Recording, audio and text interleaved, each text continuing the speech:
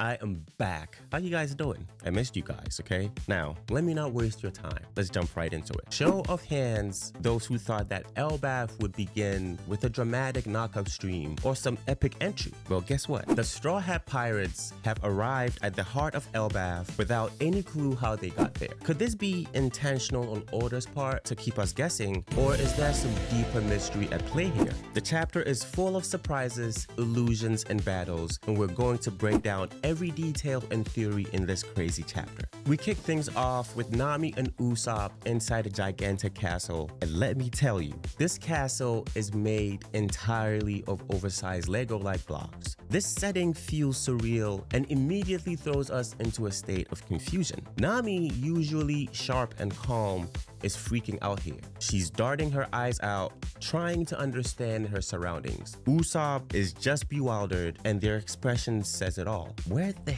heck are we? This chaotic atmosphere perfectly captures the essence of Elbaf's mysterious nature. Then we get to the first major clue. She looks down at her outfits and she suddenly realizes that she's dressed up in Viking getup. She gasps and says, "When did I change clothes?" And this is what we were all wondering when they appeared to be in the castle and we didn't realize or see any of them changing into their Elbaf gear. And this actually tells us that the giants have very, very delicate hands, because how can you change Nami without Nami realizing? Of course, I think it's due to the Green Fairy. Now, this isn't just a minor observation. It is a signal that something is seriously off here. It's almost as if they've been thrust into a dreamlike scenario without her knowledge. Usopp, still trying to figure out or process everything, recalls the last thing he remembers, and that is drinking on the giant ship, and bam, there's our first connection. This ties directly to the Green Fairy drink we heard about earlier, which is known to cause hallucinations. Is this entire situation a result of their altered perception? The surroundings deepen the sense of confusion, and the castle's hallways, walls, and floors are all built with these oversized toy blocks. It's whimsical, almost childlike, but also unsettling. As Nami and Usopp continue to explore, they encounter their first major obstacle, a giant porcupine. Yes, a towering porcupine stands in front of Nami, blocking her path.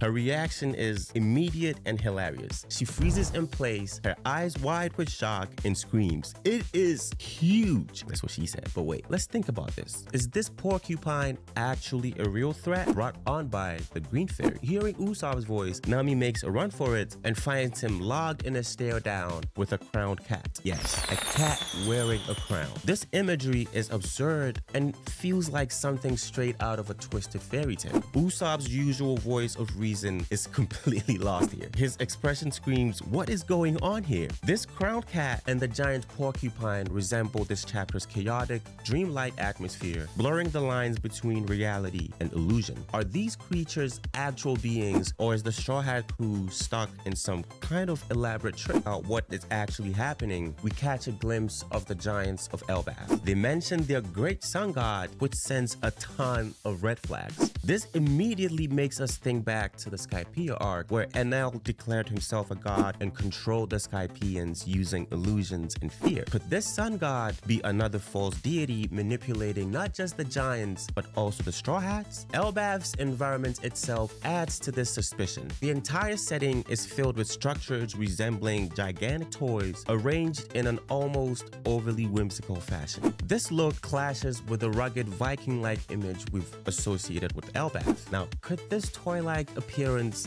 be a facade designed to hide the island's true nature? The chapter seems to hint at that possibly. Everything feels too perfectly crafted. The oversized blocks, the fairy tale-like creatures, suggesting some external force might be controlling reality here. Could it be the work of the sun god? Possibly a trickster figure akin to Loki on Elbaf from the Norse mythology. The giants' dialogue about the sun god heightens the intrigue. They speak of this deity with reverence, almost as if they're under a spell or some form of manipulation. If this sun god resembles Enel, we might be looking at an elaborate ruse aimed at controlling both the giants and any outsider. The imagery and dialogue plant seeds of doubt, making us question whether we're seeing the real Elbaf or a crafted illusion. As Nami and Usopp continue their journey through the castle, things only get stranger. After the encounter with the giant porcupine, Nami finds Usopp facing off against a crowned giant. This sight is nothing short of bizarre. A cat wearing a crown inside a castle of toy blocks? It's as if the crew has been thrown into a distorted fairy tale. Usopp's stunned silence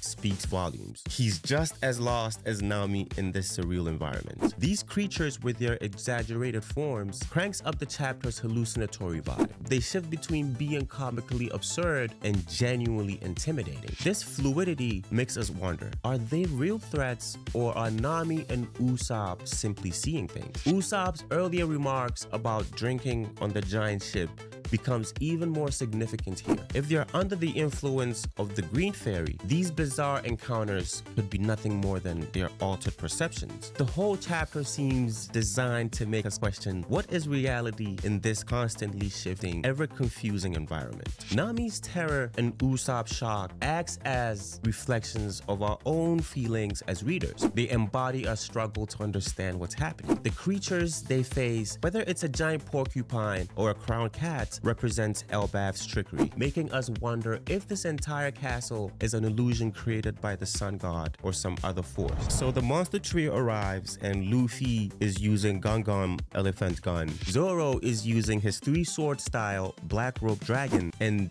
Sanji says, "For the crimes of making my beloved cry, death, Ifrit Jambe Ipoli." Bro, we have not seen these people use these attacks in years, and this attack knocks out both opponents, both the giant porcupine and the giant cat that turned into a lion. After the attack, we realize that there are a few things that are out of place in this chapter. First thing is Luffy having a Viking hat on. The straw hat is nowhere in sight. This might seem like a small detail, but it's actually massive. Luffy's hat is iconic. It's a symbol of his dream, something he rarely takes off, and its absence here, it suggests that something is wrong, possibly even signaling that the Luffy we are seeing might not be the real one, or he might be under some sort of illusion. When we look at Zoro and Sanji, Zoro's first statement is him looking for the crew. When has Zoro been a person thinking about looking for the crew? We know he's terrible with direction, so it is totally out of place. We also see Luffy have